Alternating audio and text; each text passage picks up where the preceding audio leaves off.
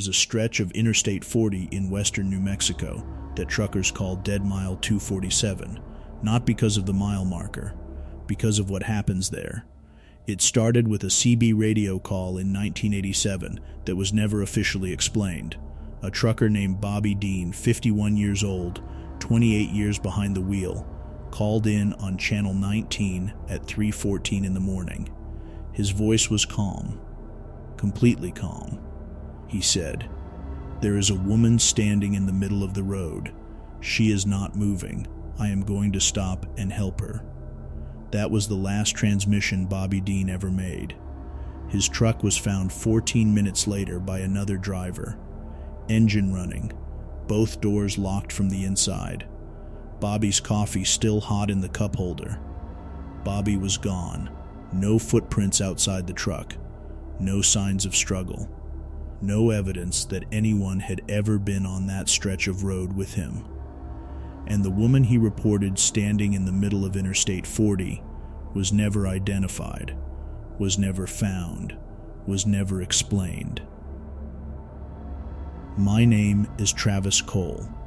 I am 38 years old. I drive long haul out of Amarillo, Texas. Have been doing it for 11 years. I have driven Interstate 40 end to end more times than I can count, from Barstow, California, all the way to Wilmington, North Carolina, and back again. I know that highway the way most people know their own driveway, and on a Tuesday night in November of last year, I drove through Dead Mile 247. I did not plan to stop. Something made me stop anyway, and what I found on the side of that road, and what followed me for the next 200 miles, is something I have tried to talk myself out of believing ever since. But the dashcam footage does not lie, and the dashcam footage is real. Let me take you back to the beginning. I left Flagstaff, Arizona at 10 p.m. on a Tuesday. Full load, furniture shipment. Due in Albuquerque by 6 a.m. Wednesday. Straightforward run. 5 hours of highway through high desert at night. The kind of drive that experienced truckers do in their sleep. Not literally, but close enough. I had done this exact run 19 times before. The night was clear. Temperature dropping fast the way high desert nights do in November, from a comfortable afternoon into the kind of cold that has teeth in it. Stars everywhere above the highway. No moon. The kind of darkness out beyond the shoulder that is absolute, like the world just ends 20 feet past the white line.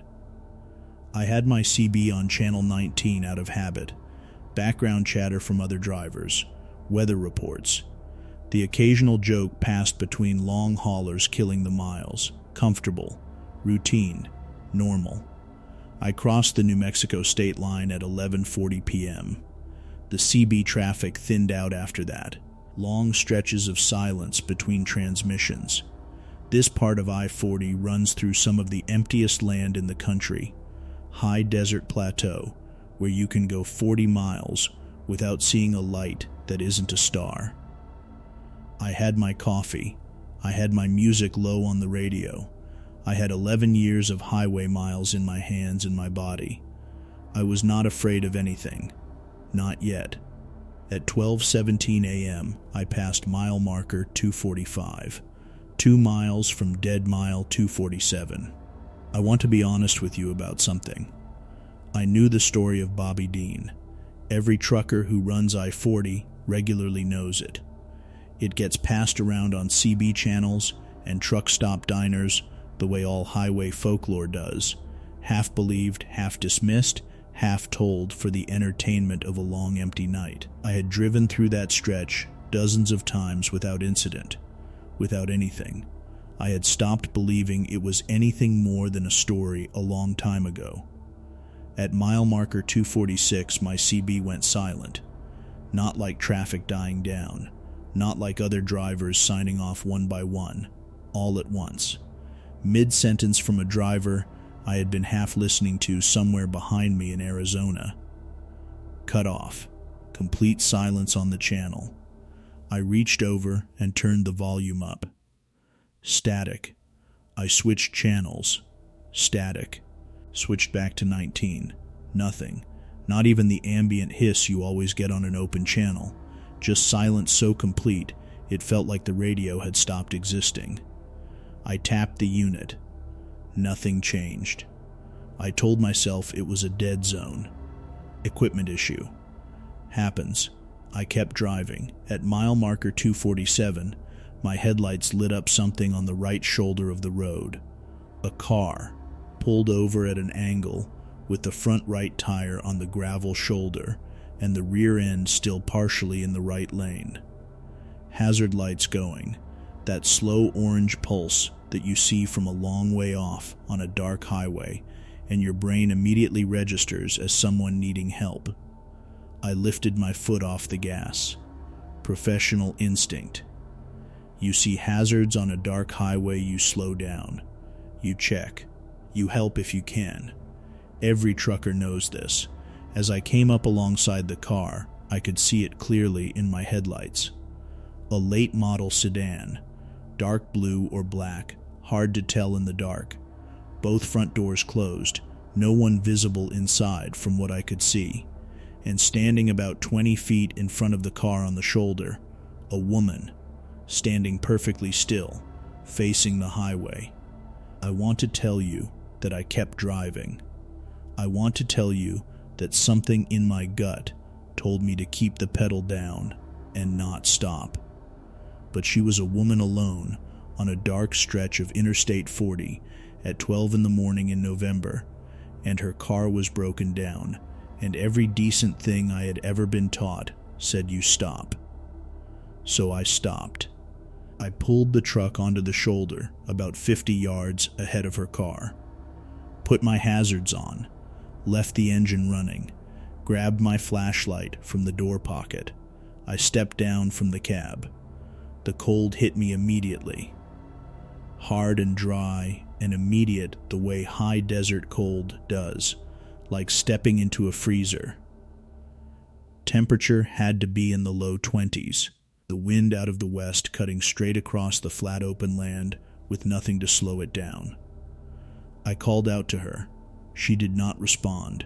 She was still facing the highway. Still, completely still. In the beam of my hazard lights, I could see she was wearing a light jacket, nowhere near enough for this temperature. Dark hair, medium height, standing with her arms at her sides. I walked toward her, called out again, told her my name, told her I was a trucker and I wanted to make sure she was okay. She turned around. She was young, maybe mid-20s, pretty in the way that registers in your brain before you consciously think about it. Dark eyes. No expression on her face that I could read, not relieved to see me, not frightened, not cold despite standing in 22-degree wind in a thin jacket, just neutral, like a face waiting for something to happen to it. I asked if she was okay. She said, "My car stopped." Just those 3 words, flat, no inflection. Like she was reading them off a card. I asked if she had called for help. She looked at me for a long moment before answering. I've been waiting for someone to stop. Something about the way she said it made the back of my neck tighten. Not what she said. How? Like waiting for someone to stop was not the same thing as hoping someone would stop. Like it was something she had known would happen. Something that had already been decided. I asked how long she had been out here. She said, "A while." I looked at the car, asked if I could take a look at it. She did not say yes. She did not say no. She just turned and walked toward the passenger side of the sedan and stood beside it. I followed. The car was cold. I mean that specifically. I put my hand on the hood, and it was the same temperature as the air, 22 degrees. No residual engine heat at all. This car had not been running for hours. Not for a while, for hours. Maybe longer. How long had she actually been out here? I shone my flashlight through the driver's side window. The interior was clean, almost unusually clean. No personal items, no phone in the cup holder, no bag on the seat, no registration visible on the dash, no fast food wrappers or water bottles or any of the small debris that accumulates in any car that is actually used and lived in. It looked like a car that had been placed there. I tried the driver's door, locked. I looked at her over the roof of the car. She was watching me with those flat, dark eyes. I asked her if she had her keys. She reached into her jacket pocket and held them out. I took them, unlocked the door, tried to start the car. Nothing. Not a click, not a crank, not even a dashboard light. Completely dead. Like a car that had been sitting in a field for years, rather than one that had broken down tonight. I handed her keys back. I told her I could call a tow truck from the next town with cell signal, that she was welcome to wait in the cab of my truck where it was warm. She looked at the truck for a moment. Then she looked at me and said, "I'd like that. I have driven 11 years of long haul. I have stopped for stranded motorists more times than I can count. Families, elderly couples, college kids with blown tires at midnight. I have never felt what I felt walking back to my truck beside this woman. I cannot name it precisely. It was not fear exactly. It was something underneath fear. Some animal part of my brain that was receiving a signal I did not have a name for and processing it as wrong. As fundamentally and completely wrong. But she was a young woman alone on a dark highway in the cold. And I kept walking. We climbed into the cab. She sat in the passenger seat, pulled the door closed, sat with her hands in her lap, and looked straight ahead through the windshield at the black highway. I pulled back onto the interstate. The CB was still silent. I drove. Mile 248. Mile 249. Mile 250. She did not speak. Did not look around the cab the way passengers always do, checking out the radio, looking at the photos I have clipped to the dash. My daughter Emma's school picture. My dog Hank, looking guilty, next to a destroyed couch cushion.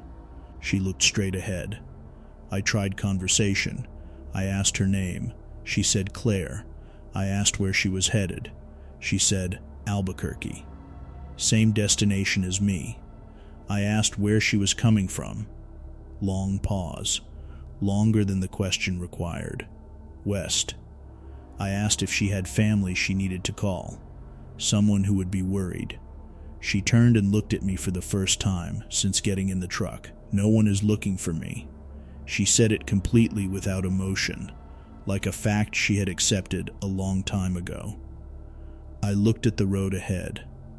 Mile 252. I asked, just to have something to say, how long she had been in New Mexico. She was quiet for so long, I thought she wasn't going to answer. Then she said, "Longer than you'd think." At mile 255, the temperature gauge on my dashboard dropped. Not the outside temperature, the cab temperature. It had been 74 degrees in the cab since Flagstaff. Heater working fine. I watched the gauge drop to 70. Then 65. Then 60 in about 90 seconds. I looked at the heater controls. Everything set the same as before. I turned the heat up. The temperature kept dropping 58 degrees, 55, 52. I could see my breath. In a truck cab with the heat on full, I could see my breath. I looked at her. She was still looking straight ahead. She did not seem cold. She was not shivering, not hugging herself, not reacting in any way to the temperature that was now making my hands stiff on the wheel. I said, "Are you cold?" She turned slowly and looked at me. "I don't get cold." 3 words, delivered in the same flat voice as everything else she had said. I looked back at the road. My heart was doing something it had never done before in 11 years of night driving. Not pounding, not racing, contracting, pulling inward, like every instinct I had was trying to make itself small. At mile 258 she spoke, without me asking her anything. "You know what this road is, not a question." I said I didn't know what she meant. "Yes, you do." I kept my eyes on the road. "Dead mile 247, she said. "Bobby Dean, 1987. My hands tightened on the wheel. "You know the story," she said. "You've driven past that spot 100 times telling yourself it wasn't real." I said nothing. "It's real," she said. The cab was 44 degrees. I could feel it in my lungs when I breathed. "Bobby stopped for someone too," she said. Silence for a long moment. Then, "Not me. I wasn't there that night, but something like me." I looked at her. She was looking directly at me now, those flat, dark eyes. There are things on this road, Travis, things that have been here longer than the highway, longer than the people who built it. The road just made it easier for them to find you. My name. I had not told her my name.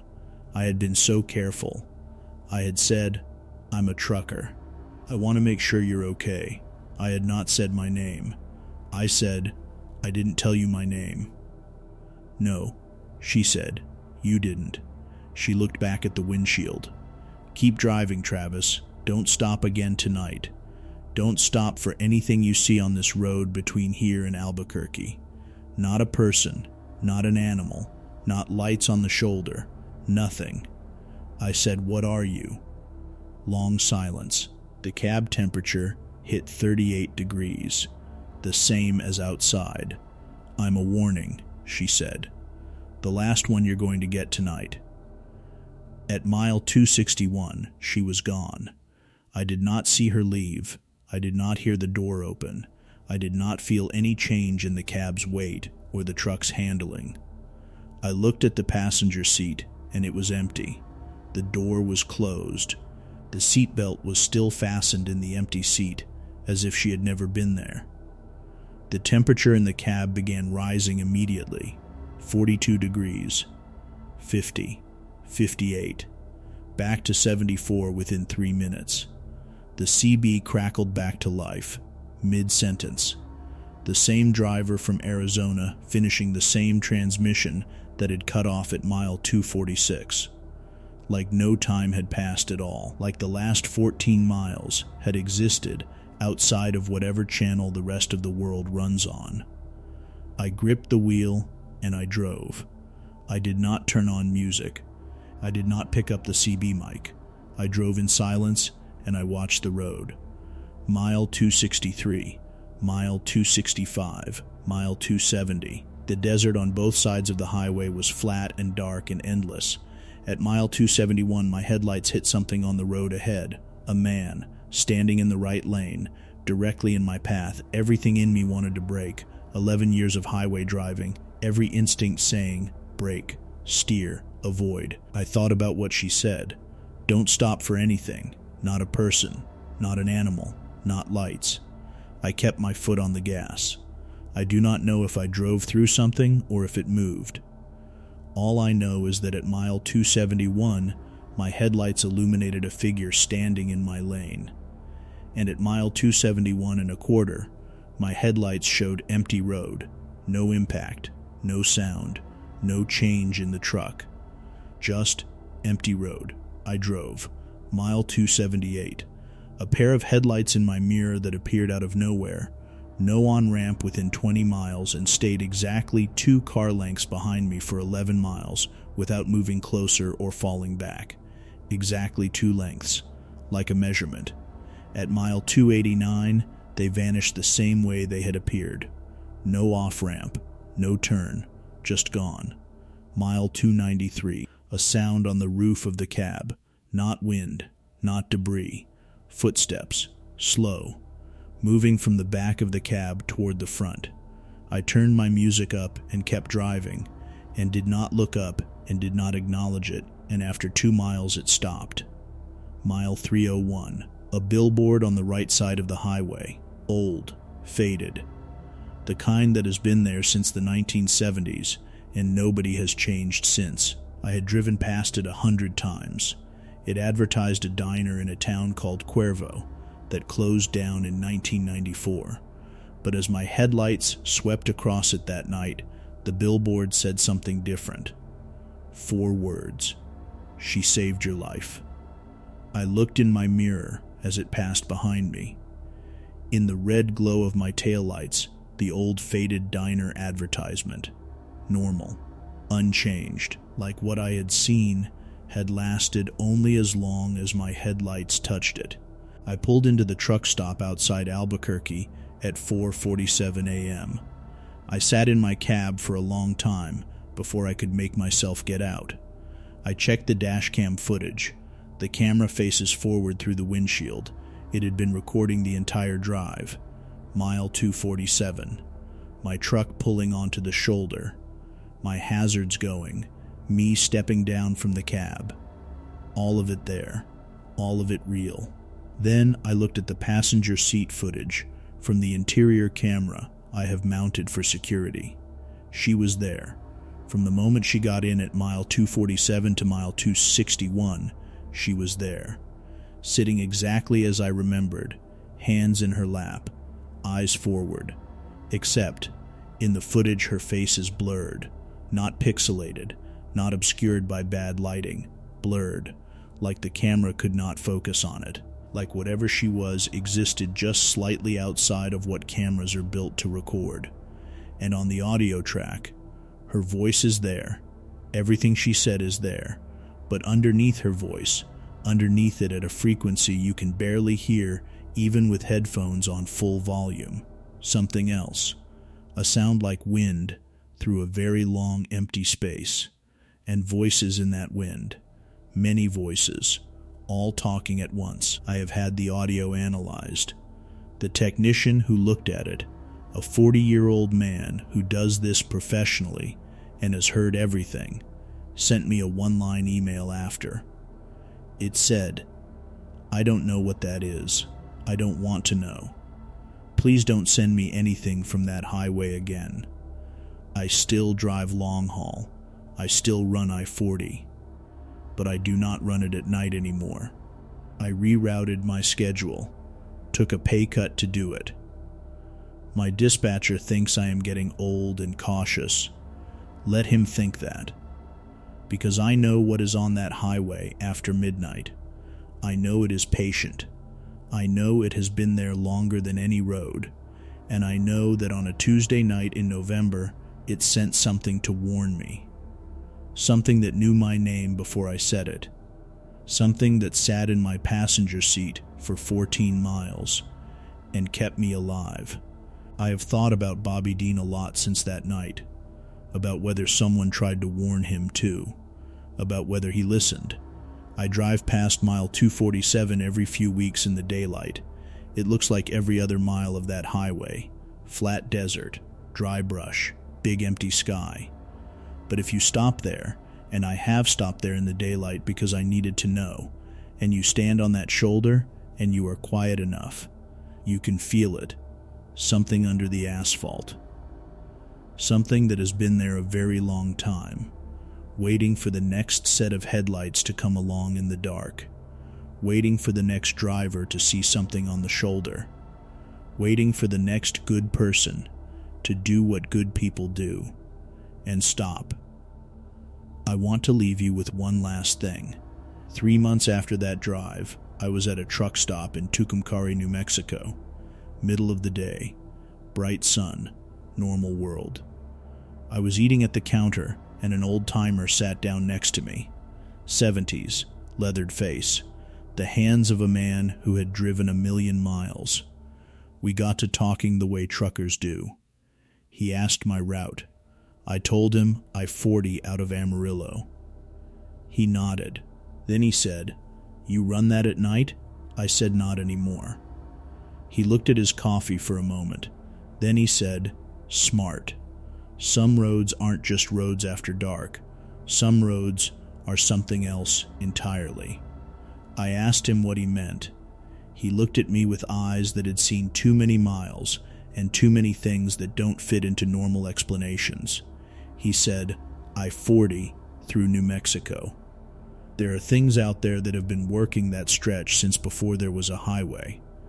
The road just gave them a better hunting ground. I asked if he had ever seen anything. Once, he said, woman on the shoulder. Mile 247, 1989. I put my coffee down. I slowed down, he said. Something told me not to stop. Strongest feeling I ever had in my life, like every single part of me screaming at once. He paused. I didn't stop. He looked at me. 2 years later, I heard about a driver who did. He paid for his coffee and walked out. I sat at that counter for a long time. 2 years after 1989 is 1991. I have searched every trucking record I can find for a driver who disappeared on I-40 in New Mexico in 1991.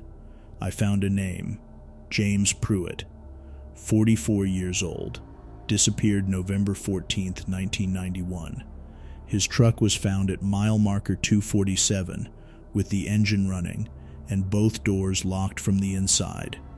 No one ever found James Pruitt, and the woman he reportedly stopped for on the shoulder of Interstate 40 was never identified, was never found, was never explained. Some roads are not just roads after dark. Some roads are hunting grounds, and the things that work them are very good at looking like something that needs your help.